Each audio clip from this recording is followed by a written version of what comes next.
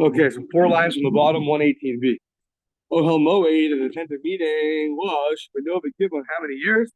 Amisha Mesheva, 57 years. How do I know Minolan? So here comes the math.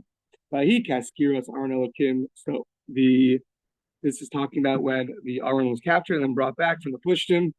So the Tana Kishemes Elia Cohen, the Cohen right in the beginning of the book of Shmuel, Charva Shiloh, Kishemes Elia Cohen, Shiloh was destroyed. Uvo Lenov, and they went to Nov.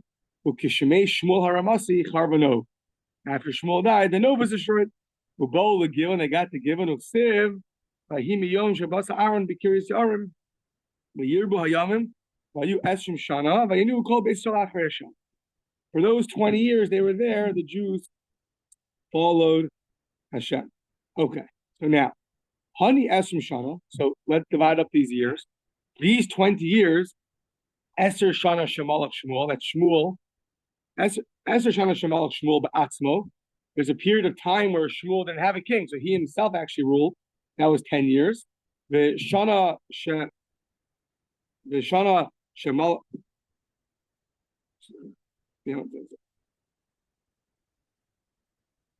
Eser Shana Shemalach Shmuel, that Shmuel's king Ba'atzmo. The Shana Shemalach Shmuel V'Shaul, good. And 1 year that Shmuel and Shaul were kings together. Shmuel and Shaul were both kings. The Shtayim, and then 2 more years of Shemalach Shaul is up to now. These 20 years divided up into 10, 2, and 1, or 10, 1, and 2. So that's going to be 13.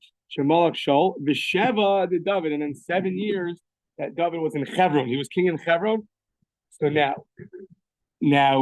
the Chsiv, how do I know? Next page, it says in Malachim, Vayom Asher Malach David Yishol for 40 years, Mem Shana. So it was 30. You had 33 years in Yerushalayim and 7 years in Hebron. So Malach Sheva Shana. So now, so these years. So now you take the 20 years that we just mentioned of 10 years of Shmuel, 1 year of Shmuel and Shaul is 11. 2 years of Shaul is going to be 13. 7 years of David is going to be 20 years. Then you have 33 years that he reigned in Yerushalayim. So that's going to be 53 years. So then you have, those are 53 years. And then 4 years that Shlomo was the king before they built the Beis HaMikdash. That gets you 57 years. So now, put all the math together of the 40 years in the desert, and then you had the 14 years of entering Eretz Yisrael, conquering and dividing up, and then you had these years, and you subtract that all, and what do you get? Nishtayru l'shilo shlosh meos v'shivim chasarachas.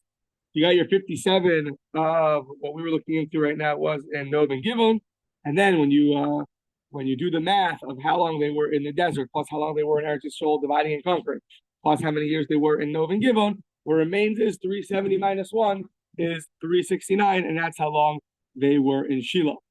Okay, now when they got to Nov and Givon, it doesn't say anything about. So when they got to Nov and Givon, then there was a permissibility to build the bumos.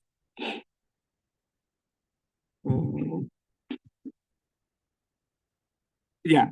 How do you know that there's a permissibility to bring the sacrifices into your private bama when they got Nov and Givon? Minani Mili, the Tanur Rabbanan, Kiloi Basim, we're going to use this verse a lot. This verse in Devarim says, prophesies about us getting to some place called Menucha, rest, and some place called Nachla, your inheritance. So what is Menucha, rest, and what is Nachla, your inheritance? Ella Menucha is Shiloh. Menucha is referring to Shiloh. When you get to Shiloh, Nachla is Yerushalayim. That's going to be like a 4-way dispute how to understand that verse. So, but right now what it means is that it's referring to Shiloh, and Nachla is referring to Yerushalayim. Lama Chilka, why did the Torah divide them up into 2? So, Kidei Litain Heter Bein Zelazeh, in order to give you permissibility to bring sacrifices between one stop and the next stop. So, between Shiloh and Yerushalayim in the middle, so you're able to bring the bamos. So Nov and Givon, you're able to bring the bamos. sacrifices on the mounds, on the bamos, in the middle. That's how you know that there's a heter, there's a permissibility to bring sacrifices in that time period.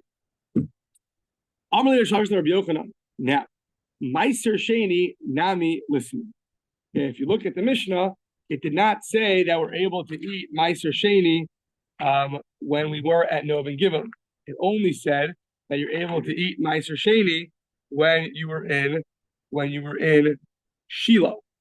When you're in Shiloh. So why not teach? Yeah. Why not teach?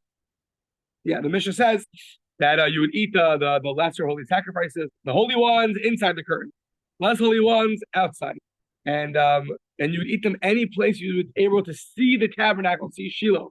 That was yesterday, and it says Meiser Sheni. Also, the food that gets brought up on year 1, 2, 4, and 5, you were able to eat from wherever place you could see Shiloh.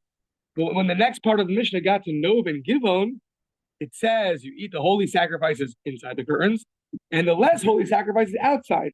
It doesn't mention anything about Meiser Sheni. So why did you leave out Meiser Sheni by Nov and Givon and you only mentioned it by Shiloh? So that's the question. So now, Meiser Sheni, Nami listening, says or asks Reish Lakish Rabbi Yochanan, you should teach Meiser Sheni. Amarle Meiser, we have a special Zera Shava, then it says Sham Sham. It says you should eat over there, you should eat over there. May Aron Kayalfi, that Zera Shava, where it says, talks about Meiser Sheni, is learned out from word when you have the Aron. When you have the Aron, you have Meiser Sheni. Kaven the Aron Lohave, Meiser Nami Lohave. So since you don't have the Aron there, you're not gonna have Meiser Sheni either. Well, if that's true, Yehachi Pesach V'Kachim Nami, the Sham Sham Aron Yolfi, Pesach, the sacrifice that we brought, and the other sacrifice that we brought, but also we know it from Sham Sham, from the Gzera Shava Sham Sham, which also there talks about the Aron. So you should say the same thing. They gave it the Aron Lehavi, and that's not true. We don't say that since we don't have the Aron Kodesh, that you're not going to have these sacrifices, and yet you do say that if you don't have the Aron Kodesh, then you won't have Meiser Sheni, but they're learned out of the same place. So what's the difference? Amar Lei, no.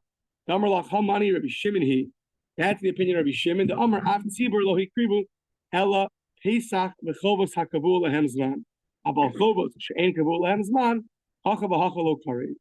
So Rabbi Shimon is the one that said it was very limited in what sacrifice he was able to bring. He only allowed the Pesach sacrifices and the ones that had a set time. But you're right. Everything else that was brought, the other sacrifices, he did not allow them to bring. Not those sacrifices and not Meiser, because it depends on if you have the Aron. So now, Meiser Behema, for example, Meiser Behema, the 10th animal that you counted, that now is going to have sanctity. That's a Chovos. That doesn't have a set time. So whenever you counted your animals, the 10th one is holy. That has no set time. The Iskish, Meiser Dagon, La Meiser Behema, and we compare in the verses your Meiser Dagon, your grain, to your Meiser Behema, to teach you that they really depend on each other. When you have the Aron, you're going to have these. When you don't, then you won't. So, however, that's all the opinion of Rabbi Shimon. Michlal, implying the Rabbi Yehuda Kari, implying that according to Rabbi Yehuda, you would bring these other sacrifices even when there's no Aron. So we say, yeah. Meiser Sheni, Meiser Behema, now call them a Nova Givon. But did Rabbi Yehuda? Yeah. According to Rabbi Yehuda, not only would you have Meiser Sheni, you would have Meiser Behema also. So it's a debate, Rabbi Yehuda and Rabbi Shimon, if you have other sacrifices and Meiser Sheni in Nov and Givon or not. Rabbi Shimon said that you won't. He's very limited. Rabbi Yehuda said you will. But ask the Gemara, how could that be? You need to have a bira. You have to have the to do it before Hashem, lifnei Hashem. And if you don't have the Aron, if you don't have the Shechina there on a certain level, then you cannot have Meiser Sheni, because it has to be lifnei Hashem, before Hashem. So to that we say, don't worry. Tani Rav Yosef Shalosh Biros, saying there's 3 biros, 3 places that are considered in front of God: Shiloh, the Nova Givon, Ubeis Olamim. So there was 3 places: Shiloh, Nov and Givon, and the Beis Hamikdash. So who Tani Lava, who Amar La Lachilas Meiser Sheni? I'll leave with Rabbi Yehuda. that opinion that says that that Nov and Givon is considered a place before Hashem, even though it didn't have the Aron Kodesh there, that's all the opinion of Rabbi Yehuda. All the opinion of Rabbi Yehuda that if Nov and Givon was still considered a place that was before God, and if it was, so then you could bring your Meiser Sheni. So that's all the opinion of Rabbi Yehuda. But if Shimon would argue there's no Aron Kodesh, then it won't be considered such a holy place, and therefore you cannot bring the Meiser Sheni.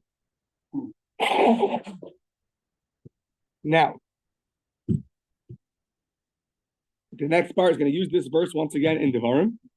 That you're going to arrive to a place Menucha and Nachla, and Menucha and Nachla is going to refer to. Is going to be a debate. Which one is it referring to? So I think there'll be four opinions. So let's see. What's the resting place and inheritance referring to? So, first opinion, Menucha is Shiloh, Nachla is Yerushalayim. Menucha is referring to getting to Shiloh, and Nachla is referring to getting to Yerushalayim. Fine. The Omer and they bring a pasuk from Yirmiyah, and it says, "Haisali Nachalasi, Ka'aryeh Beyar," and I had a Nachala, my inheritance, referring to the base of Migdash, like a lion in a forest. The Omer, I had some kind of Ha'ayit Savua, colored bird. Nachalasi Li, Ha'ayit Savivaleha, Divrei Rabbi Yehuda, that he's referring in these verses to Yerushalayim, and the word that he's using is Nachalasi. It was my inheritance. So you see that Nachalasi is referring to Yerushalayim. Okay, now that's Rabbi Yehuda. Rabbi Shimon Omer the other way. Menucha zu Yerushalayim, Nachala zu Shiloh the other way. Menucha really is referring to Yerushalayim, and Nachla is referring to Shiloh. Okay, the Omer zos Menuchasi adayad. We have a verse in Tehillim that's referring to the base of Migdash as my resting place, my eternal resting place. Menuchasi. That's the base of Migdash. So zos Menuchasi adayad po eshev kivisia. Here I was, and here I desired, all referring to the base of Migdash. The Omer, and the verse says, also in Tehillim, Ki bachar Hashem b'tzion, evil Moshe lo. This is the verse we say in davening, that Hashem desired in Zion, the place that he desired, referring to the base of Migdash. And that's the verse right before the verse that we just quoted. The verse that we just quoted was the 14th verse of that psalm, and that was called Menuchasi. And the verse before that was talking about the place that Hashem desired. He chose and desired, clearly referring to Yerushalayim. So that's how you see that Yerushalayim is referred to as Menuchasi. Fine. So two opinions. Do we say that Menucha is Shiloh, or is Menucha Yerushalayim? Now, if you go chronologically, so it should be first Menucha should be Shiloh, and Nachla should be Yerushalayim. But you're getting to a place Menucha, and then you're getting to a place Yerushalayim. So chronologically, the first opinion makes more sense. That's what we're going to say. If Menucha is Shiloh, so it comes first in your travels. First you were in Shiloh, then you were in Yerushalayim. So that opinion makes a lot of sense. But Menucha is Yerushalayim, Nachla to Shiloh. If Menucha is Yerushalayim, so you're going to arrive in Yerushalayim and then in Shiloh? That's not true. It doesn't make any sense. So according to that opinion, how do you read the verse? The Torah should have flipped it. You should say to the Nachla and then to Yerushalayim. It says the Gemara, no, Haki Kamar. It's going to be in a format of not only here, but also over there. Meaning, Lo min bayi menucha de lo matisu. Meaning, you won't get to menucha. You won't get to Yerushalayim. But you won't even get to Shiloh. You won't get to Shiloh either. Right? Because the verse says, Kilo basam ata. Right now, you're not going to get to. Right now, currently, you're not going to get to Menucha and Tanachla. So what it means is, right now, you're not going to get to Yerushalayim, and you're not even going to get to Shiloh. So that's how you read it. So later you'll get there. Later you get to those places. But right now, you're not going to get to not Yerushalayim, and you won't even get to Shiloh. And that's how you can read it according to that opinion as well. Those were two opinions. Now we have two other opinions. We have Tana de Rabbi Shmuel, Zuvizu Shiloh. They're both referring to Shiloh, and Rabbi Shimon Yochai Omer, Zuvizu Yerushalayim. They're both referring to Yerushalayim. So, Bishlam Alamanda Omer Menucha Zu Shiloh, turn the page. that menucha is referring to Shiloh, and Nachla to Yerushalayim. That's very good. Or Inami Ibcha, or you say one's referring to Yerushalayim and one's referring to Shiloh.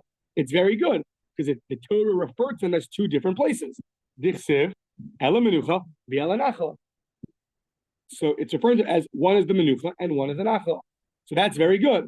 But if you say it means they both mean Yerushalayim or they both mean Shiloh, so why did the Torah refer to it in two different words? So, why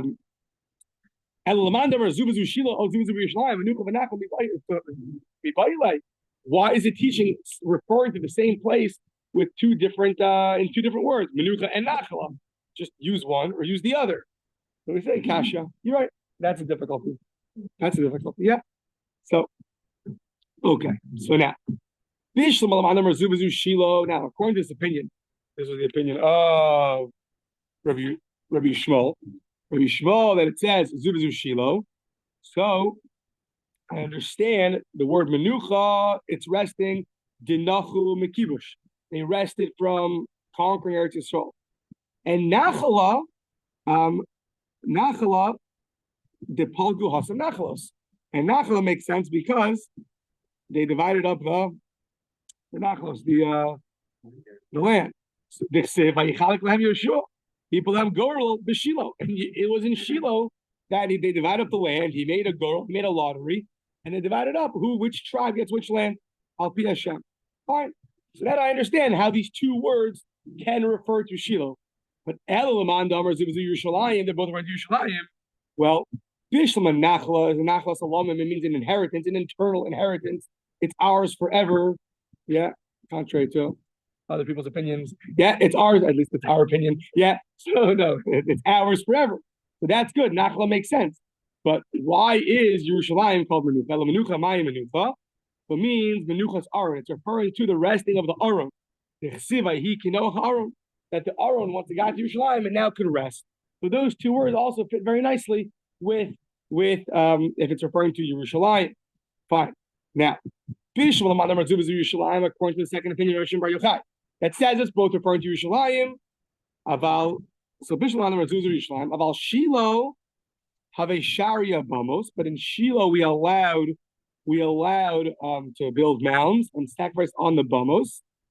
Hainu Dichsiv, that I understand why it says Vayikach Manoach as Gida Izin Ves Amincha Vayala Tzur Hashem. So Manoach went and brought up an offering to Hashem. That I understand. But Ela Lemand Amar Zubazu Shiloh. But if you say that Menucha Nachla is referring to Shiloh, who Bamos Have Asirin, and therefore Bamos at that point were prohibited. They were prohibited according to that opinion. They were prohibited. Well, then how could Manoach go and bring a sacrifice? Maya Vikas Manoach. How could he go bring a sacrifice? But that we say Harashai. So that's not such a problem. The Malach told him to do it. It was a special permissibility only that one time, but not in general. Okay. Now, after this debate of the Academy of Rabbi Shmuel and the opinion of Rabbi Shimon ben Yochai, what happened? They actually changed their opinion. Tana Rabbi Shmuel, Rabbi Shimon ben Yochai. He actually the students actually sided with Rabbi Shimon ben Yochai. The Amar Zubazi Yerushalayim. Actually, Menucha Nachla is really referring to Yerushalayim. So we have three opinions: either Shiloh Yerushalayim, Yerushalayim Shiloh, or at the end of the day, it's referring to Yerushalayim. But no opinion holds. It's both referring to Shiloh. The Simonich, and a way to remember that these students went along with Rabbi Shimon Yochai was Moshchi Gavra Legavri. Yeah, a charismatic guy that he pulled. The man pulled the men towards him. Meaning that's the way to remember. Moshchi Gavra Legavri is that you're able to. He pulled, convinced, he showed them the light, and they sided with him. Okay, fine. That's that. Now, then the Mishnah mentioned that all the offerings that were sanctified at a time that the bamos were permitted, so even if you bring them at a time that they're prohibited, it's not going to be current. Right? So, for the contract, yeah. Okay. So Kolakab. So Amr Kana Loshon Ala B'Shchita. That's all by Shchita. And if you have an offering that's sanctified at a time that it was permitted to bring it up, and now it's prohibited, so that Shchita is going to be prohibited, but not current. Aval b'hala kares. Nami mechayim. But even though it was sanctified at a time that it was permitted to bring the bamos, but now you're bringing it up at a time that it is prohibited, that bring up will still get kares. How do I know? My time, what's the source? Damar krav aleim tomer ala snukin tomar. So that verse that follows the verses about shchita has the word va'aleim, which literally means and to them. However, we had this earlier, and he's about to get rejected. But va'aleim means aleim with an ayin upon them, meaning that just like there's a prohibition of slaughtering outside the temple, we're going to extend that prohibition. The next text talks about bringing up sacrifices. So there's also going to be a prohibition to bring up the sacrifices.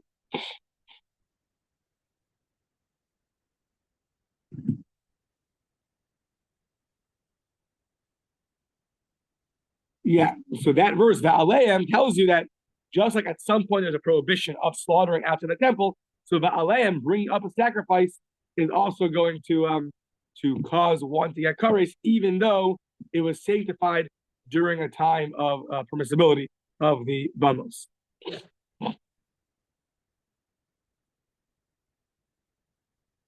Yeah. Yeah. Okay. So yeah, fine. So now on that though, we're going to reject it. Where's the rejection right now? Maskif lo rabba miksif. First of all, miksif the aleim with an ayin. It doesn't say aleim with an ayin. So it says with an aleph to them, not upon them. So therefore, that was the whole exposition was based on the fact that you could read it with an ayin, but he's saying it doesn't say with an ayin, it says with an aleph. That's one. So miksiv of aleim tomer elehem towards them, not upon them. That's one. The ode and another rejection is Tanya. It says Bryce says the following: Arba'a klalos higher Rabbi Shimon Omer. 4 general rules. Rabbi Shimon said. So higher Rabbi Shimon Omer. Sacrifices that were sanctified at a time that it was prohibited to bring sacrifices. And you went and slaughtered, or you brought them up at a time that it was prohibited. So in your box you're making out your chart. So it's prohibited to sanctify, to bring, prohibited to bring up, and so at that point, if it's prohibited and you sanctify it and bring it up, or you sanctify it and you shecht it, you violate a positive commandment, a negative commandment, and there's kares. That's the first category. Second category,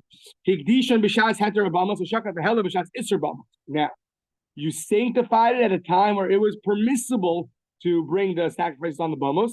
However, you slaughtered or brought it up at a time that it was prohibited. So what's going to happen then?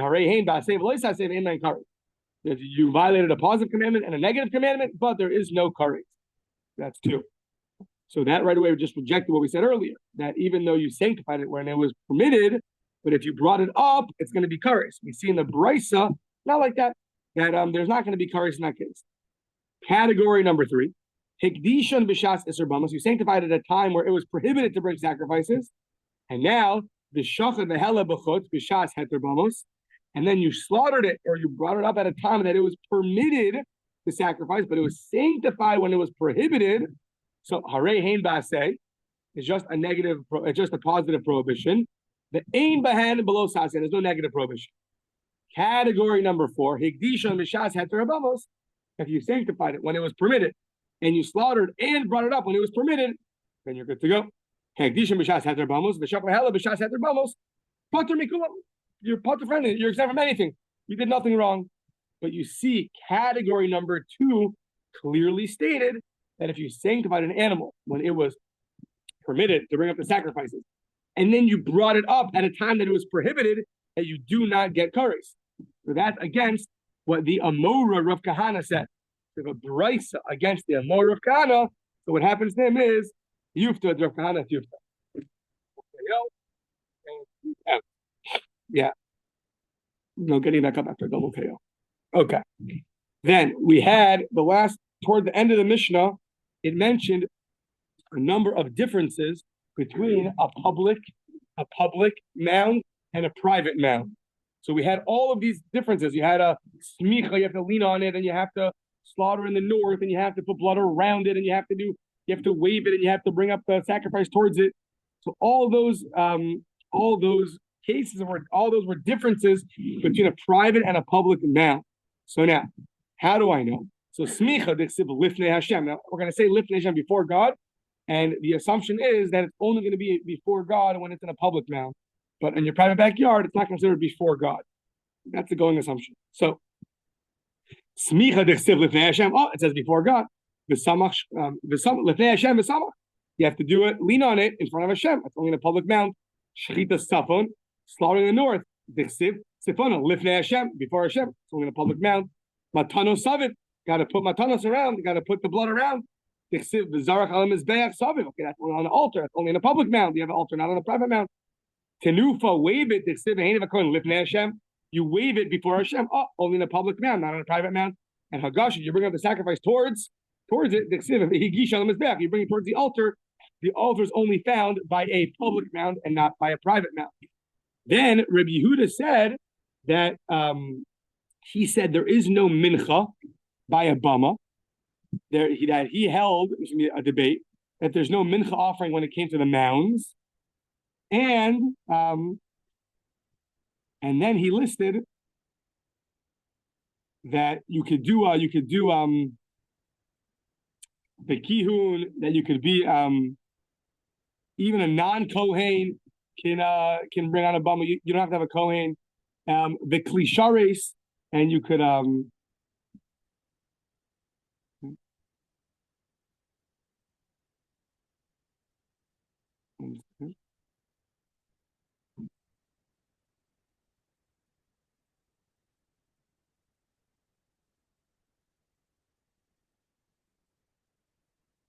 so all these things are also going to be differences between the public mount and the private mount.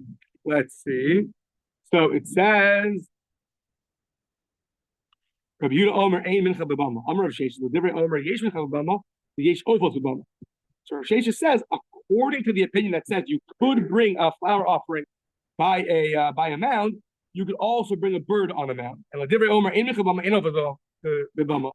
However, if you hold the Rabbi Yehuda that you cannot bring a mincha by a mound, then you cannot bring a bird either. They go together. It's a package deal. Flower offering and birds. Why? Because it says zvachim. You can only bring sacrifices below menachos. Zvachim, sacrifices mean that you slaughter animals below ophos. So slaughtering of animals coming to exclude both the mincha and the ophos. Therefore, they go together. Okay. Now, Rabbi Yehuda continues with differences. I think, right? The difference between a public and a private mound. He adds more differences. Of what? Of the differences. I mean, that you don't need all of these things. Muslims giving special sources. Exemptions in a private mound or even a public mound? Private mound, okay. So meaning the Kohen, the Chsiv, the Zarak Kohen. You only need a Kohen to throw onto the altar. If you're in your private mound, there's no altar, so then you don't need a Kohen. Big day sharis is l'sharis b'kodesh. Yeah, when you're serving in the holy area, you're in your backyard, so you don't need that. The sharis, I show you sharis b'kodesh. A holy vessel is only when you're in the kodesh. But here you're not in the kodesh, you're not in the holy area, you're in your backyard. Reach nichoach t'siv l'reich noach la'Hashem. You only have to bring something which is appeasing to Hashem. That's only certain fragrances, certain things are excluded. That's only when it's la'Hashem. It's only la'Hashem when it's going to be in either the public matter or when it's going to be by the altar. So mechitza b'damim, you have the difference of the line, right, on the altar. So the line on the altar that separates where you're going to put the blood on top or below. It talks about only when it's on the Chatzi HaMizbeach. You don't have the Mizbeach in your backyard. Washing your hands. When you get to the altar, you have to wash your hands, not in your backyard. So, says Rami Bar Chama that this idea of having the line where it separates the different blood on top or below where you apply the blood, Aval bekache b'maktana, b'krivin b'magdola yesh chitzu. So he says that this idea that you don't have to apply the blood That's only when you sanctified an offering to be brought on a private mound, and you brought it on a private mound. However, if you sanctified an offering to be brought on a private mound, and now you want to bring it on a public mound, yesh chitzui, then you would have to figure out which offering is it and where do you apply the blood, on top or below. So that's his statement. Now we're going to reject him by saying that no, the only time you care about where the blood's applied is if it was sanctified for a public mound and brought on a public mound. But sanctified for a private mound is really a private mound offering. You can get it done in a public mound. It doesn't have the rules of a public mound. That's the special sanctification for a public mound in order to have the rules and regulations of a public mound. That's going to be the question. So, Mosiv Rabba has the following rebuttal. Cause of a shok betrumas lachmei toda nogan bekache b'magdola ve'nogan bekache b'maktana. So the waving of the chest and the thigh, the trumas lachmei done bringing the special bread lachmei toda of a thanks offering. That was all nogan. That was all bekache b'magdola. It's only by things that were sanctified for a b'magdola. The ain nogan bekache b'maktana. But not when it came to sacrifices that were sanctified for the purpose of a private mount. So says the Gemara, Ema, what you should say is like this: no again, don't say bekache. Take out the word kache. Rather read it Ema no again b'bam magdola ve'ein no again b'bam maktana. What it means is it's things that were brought on the bigger bama. So it's not things that were sanctified. If that were true, that would be a rejection of what we just said. So instead of rejecting it, we're trying to amend the brisa to tell you it means anything which is brought on the public mount, even if it was sanctified for a private mount. But if you're bringing it on a public mount, it's going to have the rules of the public mount, and therefore Rami Bar Chama is not rejected because he says that even if it was sanctified for a private mount, when you bring it to a public mount, so it's going to matter now where you apply the blood, above or below the line. Okay, similar conversation, but just in a little bit differently, a different version of the same conversation. This whole idea that you need the blood is when it was sanctified for a b'magdola and brought on a b'magdola. That's a little bit different than what we said before. It was sanctified for a public mount and brought on a public mount. Aval b'kachi b'maktana afal gav the b'magdola. Sorry, it's not the same. It's the exact opposite. Things that were sanctified on a private mound, if you would now bring it on a public mound, you would not need to apply the blood. So he's saying the exact opposite of what he said earlier, and instead of bringing the following as a rebuttal, which we brought earlier, we're now going to bring it as a support. That which is a rebuttal earlier, which we amended, is now going to be a support, and we're going to amend it to say that's not a support. So let's support him with the following. Because of the waving of the chest and the thigh and the bringing up the special of breads for the Toda offering, that was only for things that were sanctified for a Bama Gdola, but not things that were sanctified for a Bama Ktana, for a private Bama, and brought in a Bama Gdola. Sounds like a beautiful support to what he just said, according to this version. That we say, not necessarily. Why?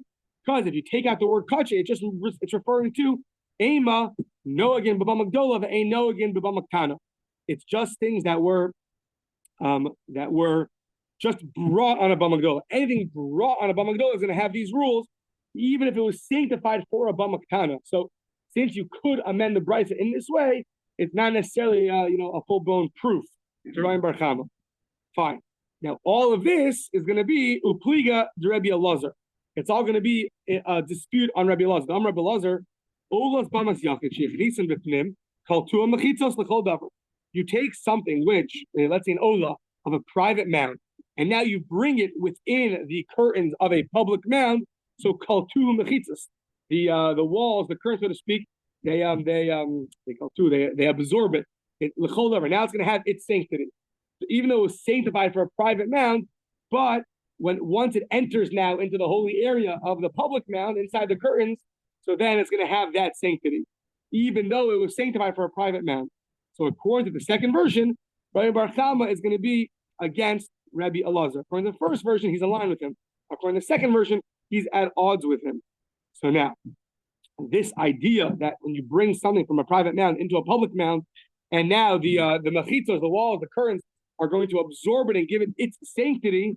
So on that, by Rabbi Zera, Ola's Damas Yachid, Sheikh Nisa Lifnim, you have an Ola that you sanctified for a private mount, Sheikh Nisa Lifnim, that you brought it inside, and now it was you brought it inside the curtains, and now it had that sanctity.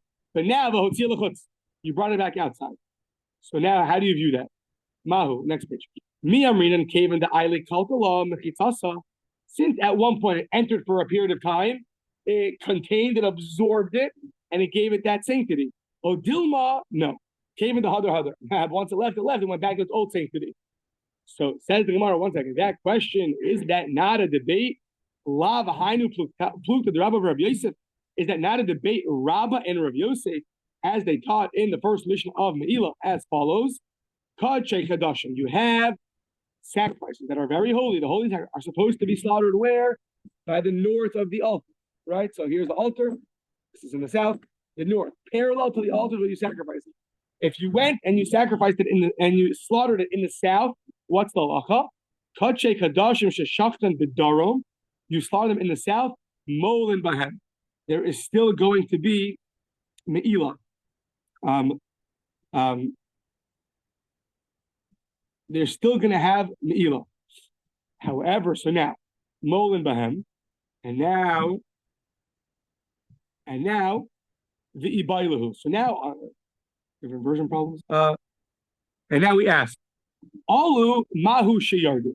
If you take this offering, which was slaughtered in the south, which is not good, but there's still me'ilah by them, okay? So it has still remained a level of sanctity because it has me'ilah. If you misuse it, you violate what the Torah wants. So now, if you put it up on the altar, you have to remove it, or you can leave it up. You did the wrong thing. How repulsive is it? Has to be removed right away, or no, you can leave it up. It still accepts it. So now, alu mahu sheyardu. So now, Rabba Amar lo ya'alu. So Rabba says it's not going to go. You gotta remove it. The Rabbi Yosef Amri Yalu, and Rabbi Yosef says you could leave it. So now how does that fit into us? So Rabbah, who says you got to remove it, we don't say, well, at the end of the day, since it was slaughtered in the courtyard, even though it was the south part improper, it was still in the courtyard. It's going to absorb that level of sanctity, and you can leave it on the altar. Nope, he's not going to say that. And according to Rav Yosef, he'll tell you, listen, at the end of the day, it was still slaughtered in the courtyard, in the south part, not good, but still in the courtyard, it'll absorb that level of sanctity, and therefore you put it on the altar, it could remain. So that sounds very similar to our conversation. Do things absorb the level of sanctity or not? So let's see. So we're going to ask according to both opinions. According to Rabbah and Rav Yosef, they're each, even though they hold what they hold by the Beis Hamikdash, by this case, they're not necessarily going to be in line with us. So let's see. So Tibai le Rabbah and Tibai le Rav Yosef. We're going to ask according to Rabbah. We're going to ask according to Rav Yosef. Tibai le Rabbah, Rabbah who says that if it goes up to sacrifice, you have to take it down. So I can't become a Rabbah elabim mizbeach. The chazilei, mikdash lo chazilei. One second. Rabbah said, "I can't become a Rabbah elabim mizbeach," about the altar. The chazilei, mikdash that is fit for only holy things. But the lo chazilei lo mikdash, whatever it's not good for it. It's not going to sanctify. Aval mechitza, in our case of a curtain, you bring it inside the curtain by the public mound. So afagav delo chazilei kata, there, even things that aren't fit for it, it could still accept. It could still accept them. So o dilma, or you'll say no. Afilu Rav Yosef, even according to Rav Yosef, that by the altar in the temple it does accept it. Akam Rav Yosef Hasan Ela Dechad Makamu. At the end of the day, it was in the courtyard. It's all one courtyard. It was one place. So there he'll say it'll have that level of sanctity. Aval hacha, it was from a private mound to a public mound, two separate places. There it's not going to absorb it and give it that level of sanctity. It's trey mekomas who low. Or odilma, you go the other way. Odilma lo shna. Or maybe no, there's no difference and it should absorb in both places. That we say is teku. That's going to be unanswered. According to this, what would they hold in our situation? Is teku is unanswered. Now, Milsa de pshitle le Rabba bechad gisa ulu Rabbi Yosef bechad gisa. That which is obvious according to Rabba on one side and according to Rabbi Yosef on the other side, that's mi bayile le Rabbi Yana. That was a question to Rabbi Yana as follows: the bayi Rabbi Yana, a vari olas bamas yachich olam is the limbs of an ola of a private man that went onto the altar, the yardu, and now they came off. Mahu, what's their status? So, or if the fire never caught hold of it, lo tibaylach, we have nothing to talk about. Ki tibaylach, when do we have to talk about something? Or. So you take something from a bamas yachid, a private mound ola, the limbs of a private mound, you put it on the altar, and the fire took hold of it, and then you remove it. So is that something which has a level of sanctity, since the fire took hold of it? Or no, since it was removed, so it's not going to have a level of sanctity. That we say is teku. That is something which is going to remain unanswered.